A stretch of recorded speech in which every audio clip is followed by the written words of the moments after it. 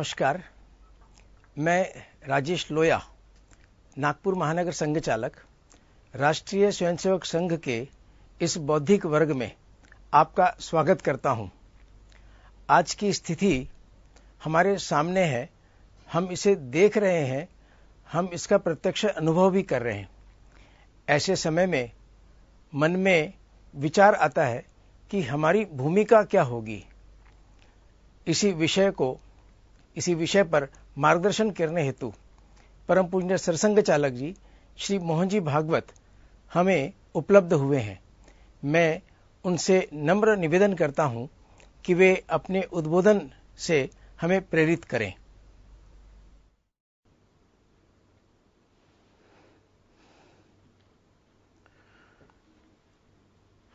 माननीय महानगर संघ चालक जी, संघ के अधिकारी गण, आत्मीय स्वयंसेवक बंधु, सज्जन वृंद, माता भगिनी,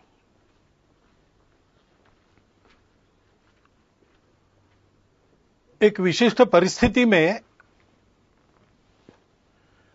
आधुनिक तकनीकी का उपयोग करके पर्दे पर ये हमारी भेंट हो रही है।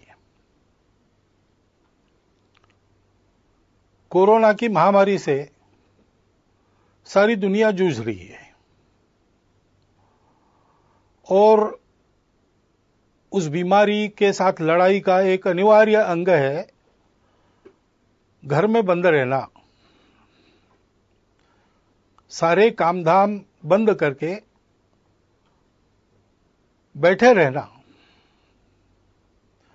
घर में बंद रहकर जितना हो सकता है उतना करना। तो हमारे संघ के कई स्वयंसेवकों को लगता होगा कि हमारी शाखाएं अभी मैदान पर लगना बंद है, कार्यक्रम बंद है, संघ शिक्षा वर्ग प्रारंभ हुए होते वो बंद है, तो हमारा काम बंद है। लेकिन हम अपने अपने घर में बंद है, लॉकडाउन कहते उसमें है, तो भी जीवन तो चल रहा है। ऐसे संघ का कार्य भी चल ही रहा है। नित्य के कार्यक्रम बंद है, दूसरे कार्यक्रमों ने उनकी जगह ली है।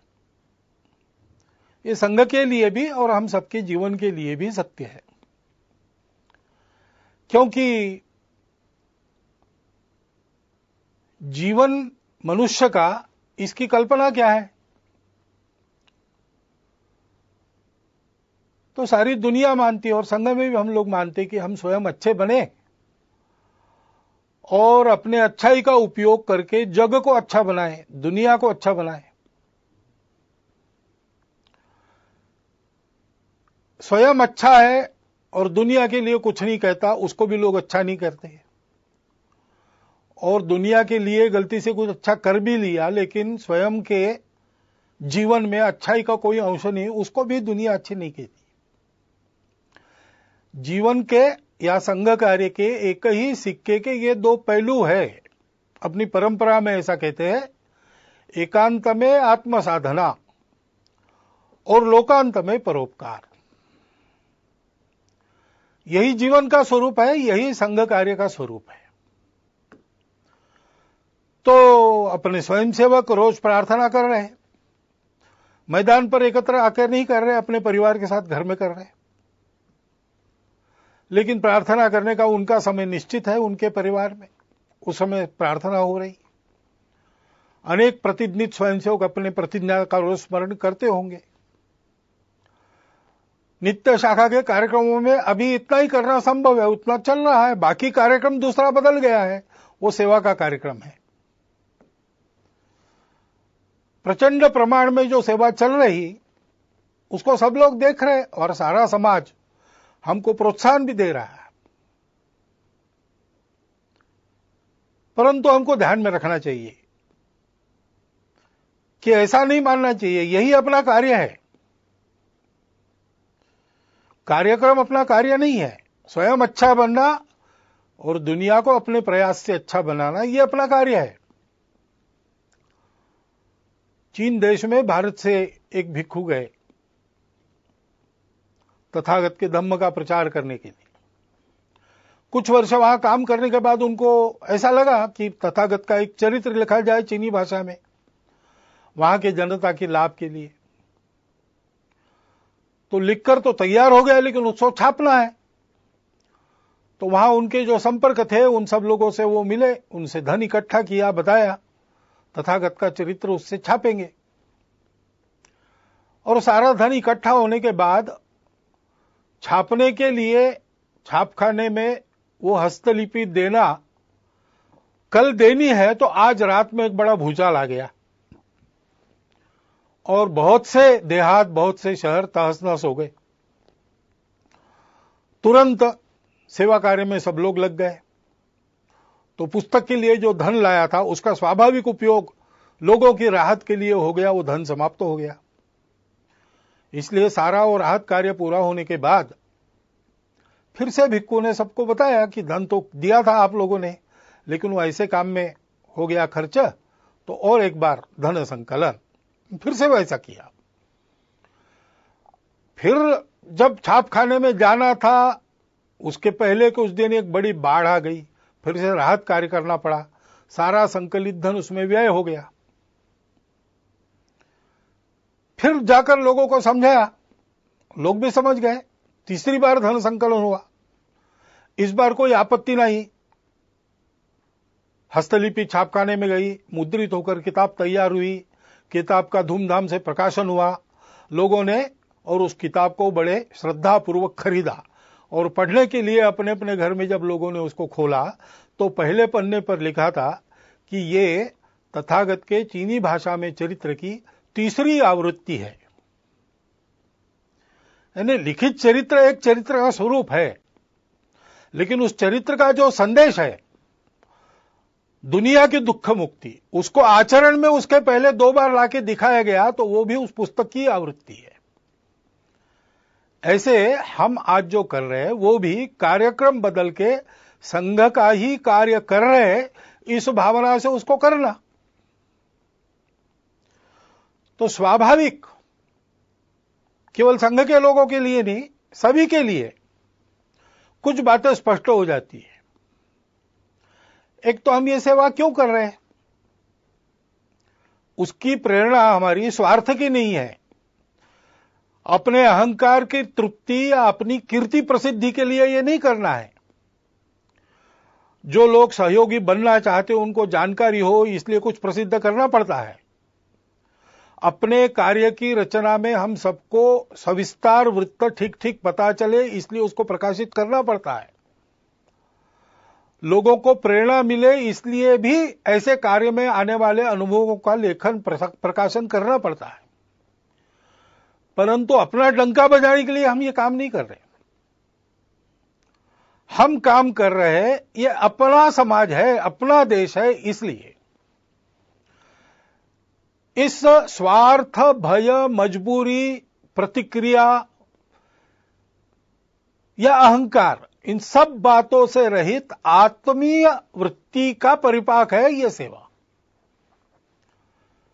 और इसलिए इस सेवा में हम लोगों को निरंतर लगना है, निरहंकार वृत्ति से लगना है, श्रेय दूसरों को देना है।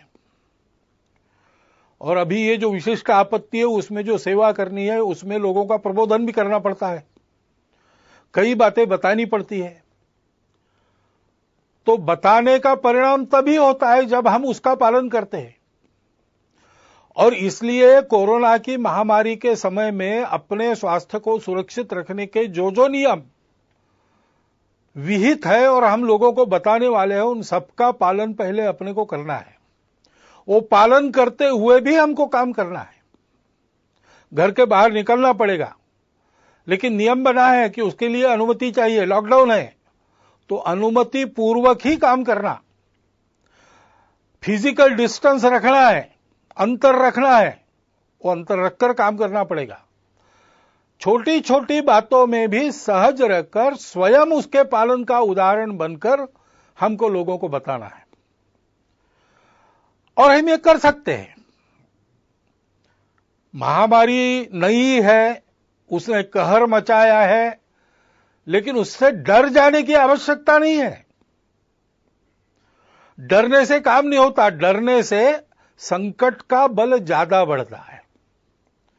अपना संतुलन कायम रख के मन में भय का लवलेश न रखते हुए ठंडे दिमाग से कौन से उपाय करने हैं, कैसे करने पड़ेंगे, क्या क्या करना पड़ेगा, इसकी योजना बनाकर हम काम करते हैं तो वो काम यशस्वी होता है। आत्मविश्वास युक्त ऐसा अपना सुनियोजित प्रयास करना है, भय से रहित होकर, और सातत्यपूर्वक प्रयास करना है, क्योंकि ये बीमारी नहीं है। इसमें निश्चित क्या क्या हो सकता है इसके अनुमान लगते, जैसे जैसे अनुभव आता है वैसे ही पता चल रहा है। और इसलिए अब ये कितना चलेगा पता नहीं, जल्दी से जल्दी समाप्त हो ये पूरा प्रयास हम करेंगे, लेकिन जितने दिन चलेगा उतने दिन पीड़ित लोगों को राहत देने के और ये बीमारी न फैले उसके प्रयास जारी रखने पड़ेंगे। बीच में ही छोड़ दिया तो यशस्वी नहीं होंगे। एक आदमी सब तरफ से कंगाल हो गया, निराश हो गया, उसको ऐसा लगा हम आत्महत्या करेंगे, लेकिन कुछ उसके जेब में पैसा था, कुछ दिन जीने का सामान उसके पास था, तो उसको ऐसा लगा कि पहले इसको खर्चा कर देते हैं और बिल्कुल ही कफलक होकर मर जाएंगे।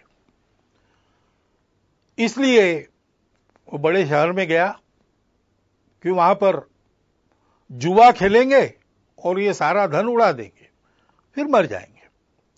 लेकिन वहां जाने के बाद उसको पता चला कि उस गांव के पास, उस शहर के पास एक बहुत लंबी चौड़ी जमीन थी जिसमें मैंगनीज मिलेगा ऐसा लगता था। इसलिए 2-3 माइनिंग कंपनीज ने वहां आकर खुदाई की, 250 फीट नीचे गए लेकिन मैंगनीज मिला नहीं, निराश हो गए।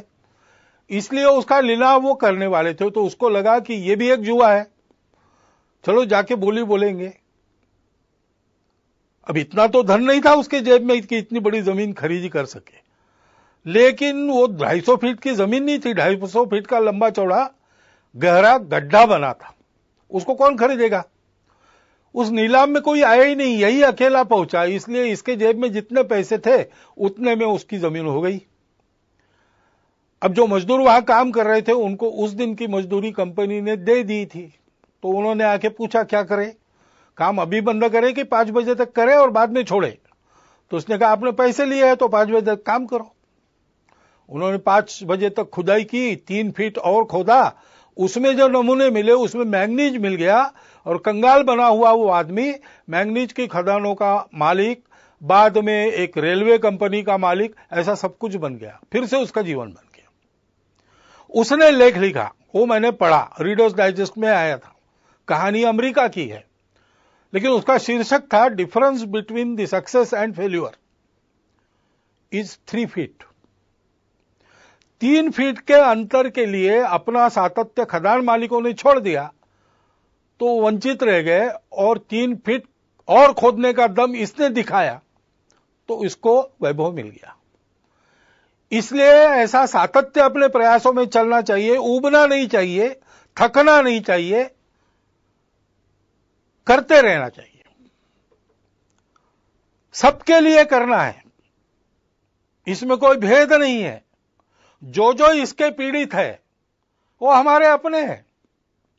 भारत ने तो जिन दवाइयों के और निर्यात पर बंदी लगाई थी, दुनिया के हित के लिए उसको हटाकर थोड़ा बहुत अपने तरफ नुकसान लेकर भी दवाइयां भेजी है। जो मांगेंगे उसको देंगे, क्योंकि यह हमारा स्वभाव है। हम मनुष्यों में भेद नहीं करते, और ऐसे प्रसंगों में तो बिल्कुल नहीं करते। सब अपने हैं। जो जो पीड़ित है, जिसकी जिसकी आवश्यकता है, उन सब की सेवा, जितनी अपनी शक्ति है उतनी सेवा करनी है। और ये सेवा करते समय कोई स्पर्धा तो है नहीं। अपनी कीर्ति फहराने के लिए दुनिया भर में हम काम नहीं कर रहे। इसलिए जो इस काम में लगे उन सबको साथ लेकर, उन सबके साथ रहकर काम करना है, सामूहिकता से काम करना है। इस प्रकार से हम सेवा करेंगे लोगों को जो बताना है वो बताएंगे, लोगों से जो करवाना है वो करेंगे। आधार उसका होगा अपनत्व की भावना, स्नेह, प्रेम, वो अपने व्यवहार में दिखना चाहिए। काम अच्छा होना चाहिए, सेवा का काम है, उपकार तो है नहीं, हम अपने लोगों का काम कर रहे हैं, इसलिए वो उत्तम होना चाहिए, प्रेम से होना चाहिए। हनुमान जी के कार्य के बारे में ऐसा वाल्मीकि रामायण में कहा गया है, देवों ने उनकी स्तुति की एक प्रसंग पर, तब 4 उनके विशिष्टों का उल्लेख किया, धृति, दृष्टि, मति और दाक्ष यानी दक्षता, सावधानी। सावधानी आवश्यक है, हम काम करेंगे, लेकिन हम काम करते रहे, इसलिए काम करते करते हम बीमार न हो जाए, इसलिए आजकल आयुष मंत्रालय के द्वारा एक समर्थित काढ़ा है, उसको हमने रोज पीना चाहिए।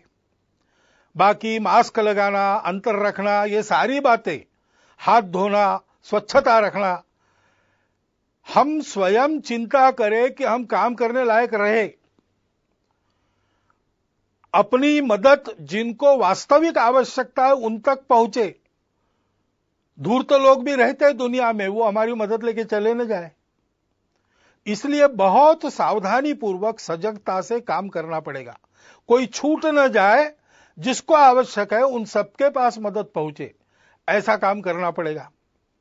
बुद्धि ठीक रखनी पड़ेगी, किसको किस बात की आवश्यकता है। सामान्य सूचनाएं सबके लिए दी जाती है, लेकिन कुछ विशेष भी परिस्थितियां रहती है, उसमें उस प्रकार की राहत मिले ऐसा प्रयत्न करना पड़ता है।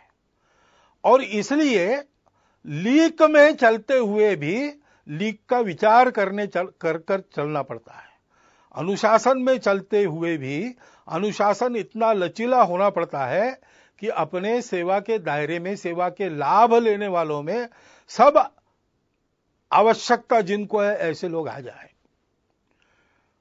फिर दृष्टि की बात है, हम ये सब बताएंगे, ये सब करवाएंगे, तो आदतें भी लोगों के ठीक रहे। आदतें ठीक न रखने के कारण भी ये बीमारियां आती है। तो ये अनुभव लोग ले रहे हैं, अब उनकी मनोभूमिका तैयार है, तो हमने अच्छाई का प्रचार प्रसार भी लगे हाथ करते रहना चाहिए। ये केवल कार्यक्रम नहीं है, इसमें से हम लोगों के जीवन को सुरक्षित कर रहे हैं और लोगों के जीवन को गढ़ भी रहे हैं। अपने पवित्र समाज का संरक्षण और सर्वांगीण उन्नति, ये हमारी प्रतिज्ञा है, और इसलिए उस दृष्टि को ध्यान में रखकर हमको काम करना है और धैर्य रखना है। कितने दिन ऐसा करके नहीं होगा, जब तक पूरा नहीं होता तब तक करते रहना है, सतत करना है।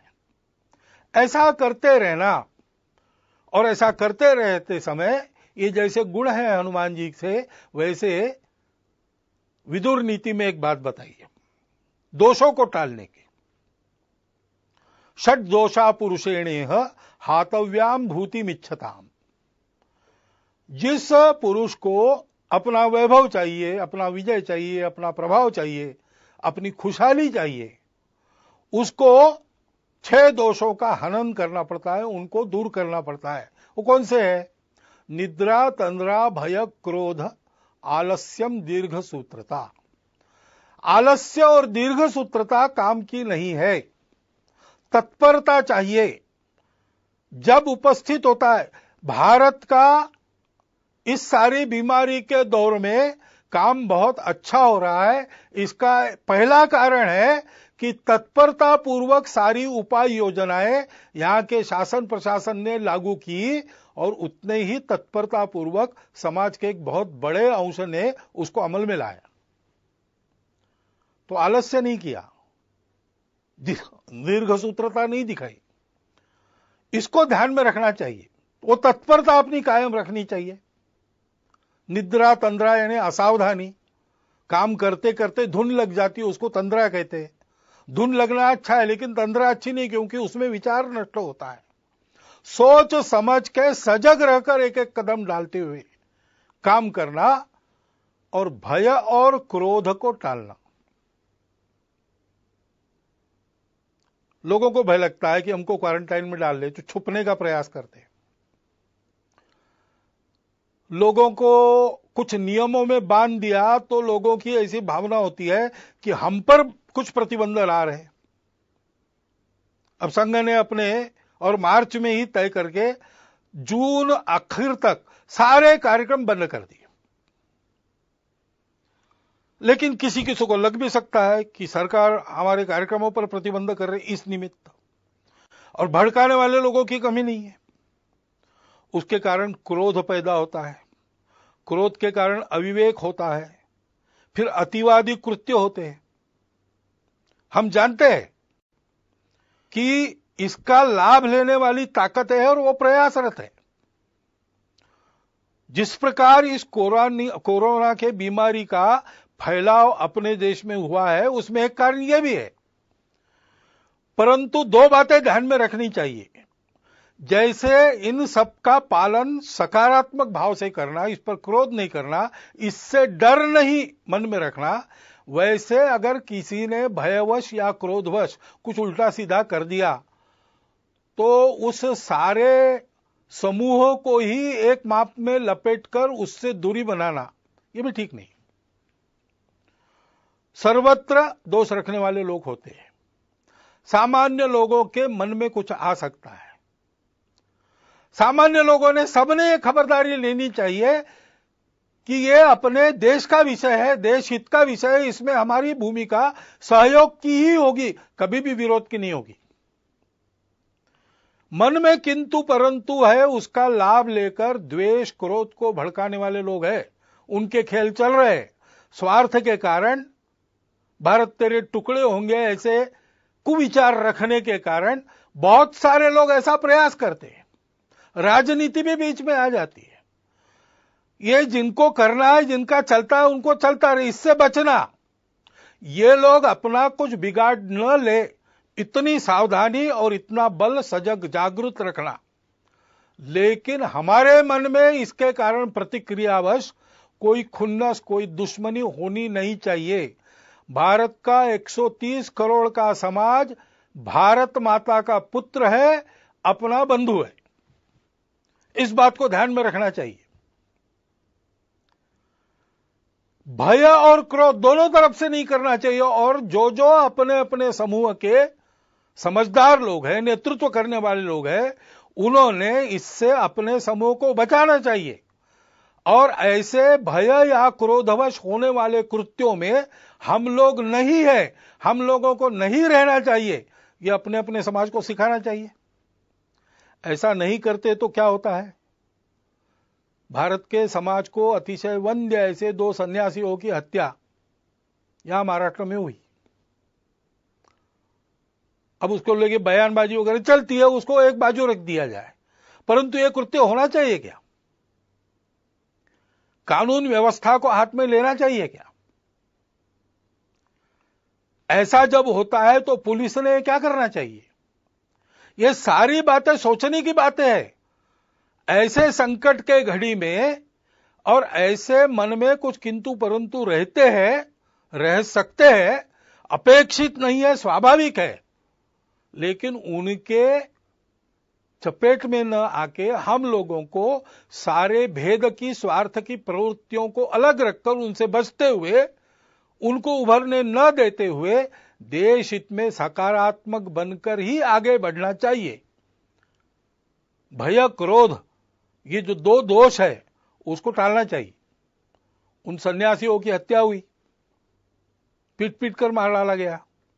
निरुपद्रवी लोग थे, किसी का कोई अपराध उन्होंने किया नहीं था। धर्म का आचरण करने वाले, धर्म का आचरण फैलाने वाले थे, मानव पर उपकार करने वाले लोग थे। उसका दुख हम सबके मन में है। 28 तारीख को उनको श्रद्धांजलि देने के लिए हिंदू धर्म आचार्य सभा ने कुछ आह्वान भी किया है। विश्व हिंदू परिषद ने जो कार्यक्रम भी दिया है, उसका हम सब लोग पालन करेंगे। उनकी स्मृति में अपनी श्रद्धांजलि व्यक्त करता हुआ इस विषय में मैं आगे बढ़ता हूं। धैर्य रखकर सारी बातें करनी चाहिए, क्योंकि ये बीमारी जाएगी, लॉकडाउन की आवश्यकता नहीं रहेगी। लेकिन जो अस्ताव्यस्त हो गया, उसको ठीक करने में समय लगेगा।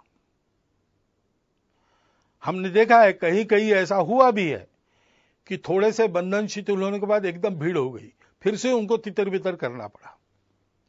ये अविवेक हो सकता है समाज में।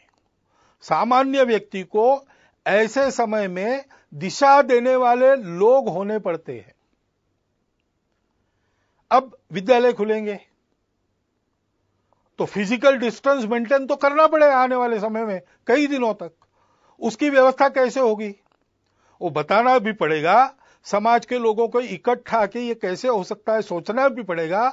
विद्यालय में, विद्यालय के आसपास के परिसर में छोटी संख्या में क्लासेस लगा सकते हैं क्या, ई क्लासेस लगा सकते हैं क्या करके विद्यालय की शिक्षा शुरू भी होगी और ये डिस्टेंस मेंटेन होगा। बाजार वगैरह शुरू होंगे लेकिन लोग इस अंतर को कायम रखने का पालन करेंगे। फैक्ट्री उद्योग शुरू होंगे तब भी भीड़ नहीं होगी, अंतर रखकर अनुशासन से लोग चलेंगे। इसके लिए चिंता करने की आवश्यकता है। यानी राहत पहुंचाने का काम शायद कम हो सकता है, परंतु फिर से ये बीमारी न आए, उतावली न हो, इसके लिए समाज को दिशा देने का काम हमको करते रहना पड़ेगा। ये सारे काम होने हैं तो समाज में एक सद्भाव, सदाचार, सहयोग का वातावरण बनना चाहिए। समाज के सारे जनमान्य लोगों को इकट्ठा करके उनके द्वारा ये बात करवानी होगी। संवाद रखना पड़ेगा। अनुशासन पालन के बारे में स्वयं का उदाहरण और उपदेश उन लोगों को रखना पड़ेगा। उसके लिए उनके साथ भी बात करनी पड़ेगी। लोगों की क्षमता, प्रतिकार क्षमता बढ़े। कई आयुर्वेदिक उपाय है, योग है, व्यायाम है, तरह तरह के प्राणायाम है। उपाय तो अपना स्वास्थ्य मंत्रालय भी बता रहा है और जगह जगह के चिकित्सक भी बता रहे हैं। उसका नित्य नियमित आचरण करने का एक क्रम कुटुंबों में चलना चाहिए। कुटुंबों में संस्कार का वातावरण होना चाहिए। शांत दिमाग से किसी भी भय यानी पैनिक के चपेट में हम ना आते हुए जो करना है वो कर्तव्य ठीक से करना, इस प्रकार का स्वभाव बनने के लिए कुटुंब में भी उस प्रकार के स्वभाव का संस्कार होना चाहिए। इसके हमको प्रयास करने पड़ेंगे और प्रयास में वही क्रम रहेगा। हमको उदाहरण बनना पड़ेगा, हमको समुपदेशन करना पड़ेगा, हमको अपनी सेवा से सबको जोड़ना पड़ेगा और सबका सहयोग जुटाना पड़ेगा। ये बीमारी पहली बार आई है इस प्रकार की सारे दुनिया में एक साथ। शायद ही पिछले और कुछ शतकों के इतिहास में विश्व पहली बार ऐसे संकट का सामना कर रहा है। तो संकट तो है और हम लड़ तो रहे, लेकिन ये संकट कुछ सिखा भी रहा है। जैसे प्रधानमंत्री ने ही पिछले दिनों में कहा सरपंचों को कि ये संकट हमको स्वावलंबन की सीख दे रहा है। तो कई ऐसी बातें भी आ रही, क्योंकि ये संकट जाएगा, जो अस्ता व्यस्त हो गया उसको यथावकाश हम ठीक कर लेंगे। लेकिन इस संकट के अनुभव में कुछ सत्य फिर एक बार उजागर होके हमारे सामने जो स्पष्ट खड़े हैं, उनसे पाठ लेकर, बोध लेकर अपने जीवन की रचना को उसके अनुसार परिवर्तित करने का एक बड़ा काम, एक तरह से राष्ट्र पुनर्निर्माण का जो काम चल रहा है उसका अगला चरण, उसको परिणाम में लाना पड़ेगा। और बहुत से लोग शहरों से चले गए अपने अपने गांव में, सबके सब वापस आएंगे क्या? जो गांव में रह जाएंगे उनको रोजगार की क्या व्यवस्था होगी? जो वापस अपने काम पर आएंगे उन सबको काम देने की उद्योगों की या उनके मालिकों की स्थिति होगी क्या? क्योंकि उनके भी सारे कारोबार ठप पड़े। ऐसी अवस्था में इनका रोजगार भी कायम रहे और उस समय के सीमित साधनों में सब चल सके, इसके लिए सबको कुछ न कुछ छोड़ना पड़ेगा। उसके लिए मन की तैयारी करनी पड़ेगी, समझदारी बरतनी पड़ेगी, उसका भी उपदेश करना पड़ेगा, उसको भी समझाना पड़ेगा। और अगर स्वावलंबन ये इस आपत्ति का संदेश है तो स्वावलंबन में अपना स्व क्या है? उस स्व आधारित तंत्र का अवलंबन हमको करना पड़ेगा। कम ऊर्जा खाने वाला, रोजगार मूलक, पर्यावरण को न बिगाड़ने वाला ऐसा विचार हमारे ही पास है। उसके आधार पर एक युगानुकूल रचना अपने अर्थनीति की, अपने विकास नीति की, अपने तांत्रिकी की हमको करनी पड़ेगी। आधुनिक विज्ञान के आधार पर इसमें जो जो अद्यतन सहायक होता है वो लेते हुए परंपरा के आधार पर जो आज सुसंदर्भित है, इस संकट के कारण फिर से एक बार हमको याद आ रहा है, उन दोनों को मिलाते हुए हमको एक नए विकास के मॉडल का निर्माण करना पड़ेगा। हमको करना पड़ेगा, यानी कौन करेगा? शासन को विचार करना पड़ेगा, प्रशासन को विचार करना पड़ेगा। लेकिन मात्र इन दोनों के करने से नहीं होता, समाज को भी इसमें कुछ करना पड़ता है। समाज को स्व का अवलंबन करना पड़ेगा। यहां की बनी वस्तुएं जहां तक संभव है उन्हीं का उपयोग करेंगे। यहां जो बनता नहीं, बिना उसके जीवन चलता है तो बिना उसके चलाएंगे। जीवन के लिए आवश्यक है तो अपने शर्तों पर लेंगे, कम से कम उपयोग में चलाएंगे। ऐसी बहुत सी बातें अपने नित्य व्यवहार में लानी पड़ेगी। अपने अपने व्यक्तिगत और परिवार के व्यवहार में हम लोगों को स्वदेशी का आचरण करना पड़ेगा। स्वदेशी का आचरण करने के लिए स्वदेशी के उत्पादन उपलब्ध करने पड़ेंगे और स्वदेशी के उत्पादन उत्कृष्टता के मामले में बिल्कुल 19 न हो, ऐसी गुणवत्ता उत्पन्न करनी पड़ेगी। उद्योजक, निर्माता, कारीगर सभी को इसके बारे में सोचना पड़ेगा और समाज को स्वदेशी पर दृढ़ होना पड़ेगा। विदेशों के ऊपर अवलंबन नहीं होना चाहिए, ऐसा हमको समर्थ रहना पड़ेगा। उसी प्रकार हमने अनुभव किया, अब जो बाहर निकलकर नदियों को वगैरह देख सके वो बताते हैं, लेकिन हवा का तो हम सब लोग अनुभव कर रहे हैं कि पर्यावरण बहुत मात्रा में शुद्ध हो गया। क्यों शुद्ध हो गया? क्योंकि कुछ क्रियाकलाप बंद हुए जो पर्यावरण को दूषित करते थे। अब फिर से अपना जीवन नियमित हम शुरू करेंगे तो कौन से ऐसे क्रियाकलाप कम से कम हम कर सकते हैं, बिना उसके काम भी चल सकता है, इसका विचार हमको करना पड़ेगा। पानी का उपयोग ठीक से, पानी का संवर्धन संरक्षण, वृक्षों का संवर्धन संरक्षण और प्लास्टिक से मुक्ति, स्वच्छता का पालन, जैविक तरीकों पर बल देकर गौ पालन, जैविक खेती आदि के आधार पर जीवन चलाने का हमको अभ्यास अपना करना पड़ेगा। अभी जो हमारा अभ्यास रासायनिक खेती आदि का है उसको बदलना पड़ेगा। उसके लिए सारे समाज का बनाना पड़ेगा।